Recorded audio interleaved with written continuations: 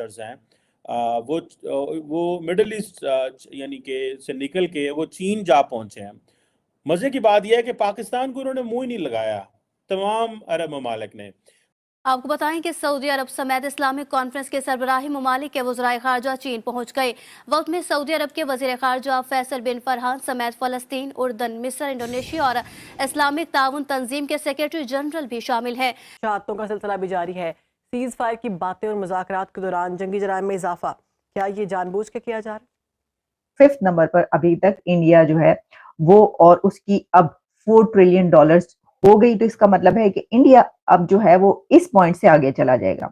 Saudi Arabia leader है, मान लिया, जॉर्डन है, ठीक है जी, इजिप्ट नेबरिंग कंट्री, ओके हो गया।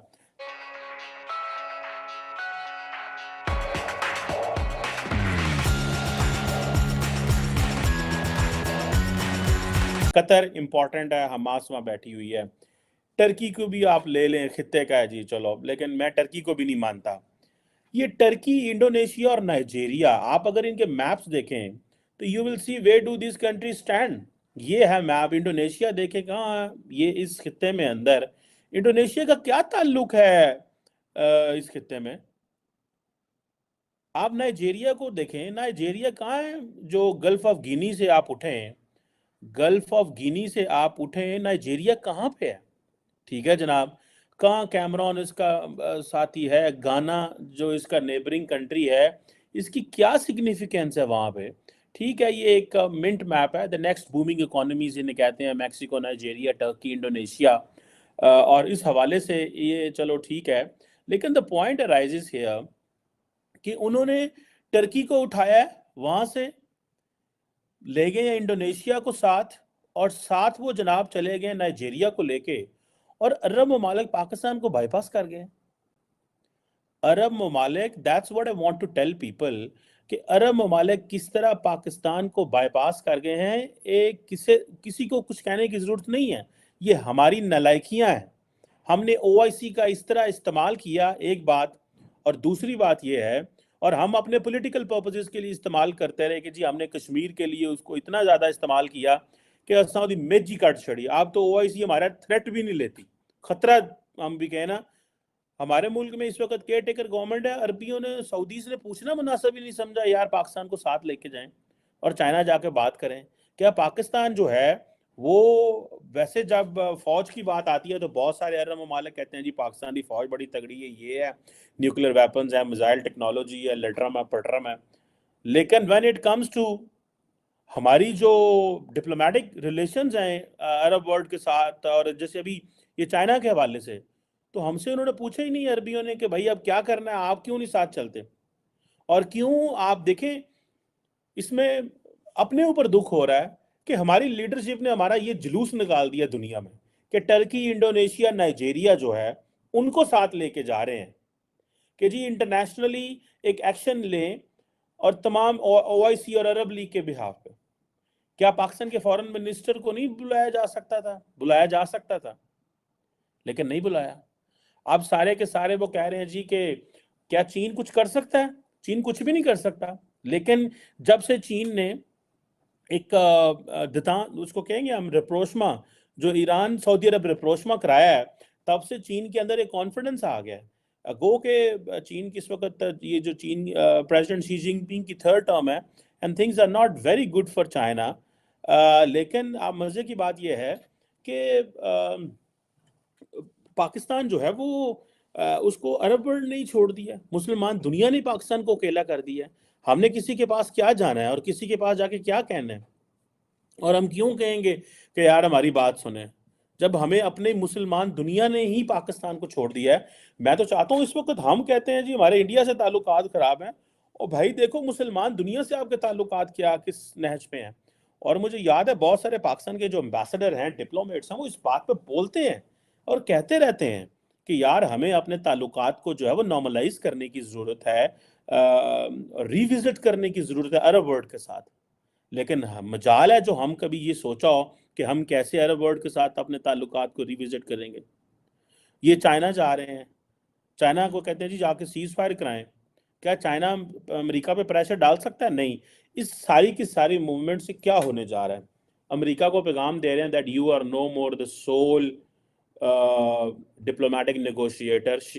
जो क्या नाम है, एंटनी ब्लिंकन साहब जहाज पकड़ के तो मिडल ईस्ट के दौरे पे दौरे कर रहे थे, वो सिर्फ ये चेक करने जा रहे थे इनमें से कोई मुल्क मिलिटरली इन्वॉल्व तो नहीं होगा। तो जर्मनी की क्योंकि 4.2 ट्रिलियन है, क्या इंडिया अब फोर्थ लार्जेस्ट इकोनॉमी बन गया है? क्या इंडिया अब थर्ड लार्जेस्ट इकोनॉमी बन गया है? ये देखने की जरूरत है ना, क्योंकि बहुत जल्द बनने वाला है। मैं ये कहूंगी अगर अभी थोड़ी देर है इसके आने में, क्योंकि 4.2 ट्रिलियन है, तो अगर इंडिया का 4.1 ट्रिलियन हुआ है तो फिर अभी जो है वो जर्मनी से पीछे है थोड़ा सा। लेकिन जैसा मैंने आपसे कहा कि ये अचीवमेंट जो है बड़ी जल्दी हो जाएगी और आप ये देखेंगे कि कम से कम जर्मनी और जापान को इंडिया बहुत जल्दी क्रॉस कर लेगा। ये मुझे ऐसे ही नजर आता है। और 4.3 ट्रिलियन जो जापान का उस तक पहुंचना, क्योंकि 2014 से अगर हम अब तक देखें जो इंडिया की अभी की गवर्नमेंट है, तो उस वक्त जो है वो शायद मेरा ख्याल है $2 ट्रिलियन पर ये इकोनॉमी थी इंडिया की। तो अगर वो इन सालों में 2 ट्रिलियन उसके अंदर जमा करके 4 ट्रिलियन पर आ सकते हैं, तो अगले चंद साल के अंदर ये 2 यानी 4 और 3 ट्रिलियन पर अगर पहुंचना है तो 3 पॉइंट्स ये जो है ये तो हासिल करना कोई मुश्किल काम नहीं हुआ। तो इसका मतलब ये है कि इंडिया जापान को जो है वो क्रॉस करके, जर्मनी के बाद जापान को भी क्रॉस करके थर्ड लार्जेस्ट इकोनॉमी बनने वाला है, बन सकता है, बहुत जल्द बन सकता है। ये मैं आपको बता रही हूँ, बनेगा। जाहिर है कि वो जैसे जैसे कोशिश करेंगे, बनने वाला है बिल्कुल। ये बात तो कई अरसे से कही जा रही है। तो हम आपको इंडिया को जो है वो इस अचीवमेंट पर यकीनन, अगर ये बात सच है, ये खबर सच है और सिर्फ इस हद तक फैक्ट चेक है, क्वेश्चन मार्क सिर्फ इस हद तक है कि अभी तक उनकी गवर्नमेंट ने इसको अनाउंस नहीं किया और बाकी जो है वो फैक्ट्स एंड फिगर्स यही बता रहे हैं, तो हम कॉन्ग्रेचुलेट करते हैं। जी बिल्कुल, जानबूझकर किया जा रहा है और जानबूझकर इसको फर्दर इसको तकवीयत दी जा रही है। तकवीयत दी जा रही है इंटरनेशनल कानून को कि ढील दे के इजराइल को ढील दी जा रही है।